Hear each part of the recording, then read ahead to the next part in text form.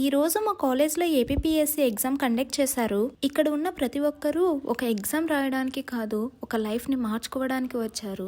చాలా మందికి నైట్ నిద్ర లేదు, చాలా మందికి లాస్ట్ మినిట్ రివిజన్తో కళ్ళల్లో నీళ్లు, కొంతమందికి ఇంట్లో ప్రాబ్లమ్స్ని బయట పెట్టేసి వచ్చారు.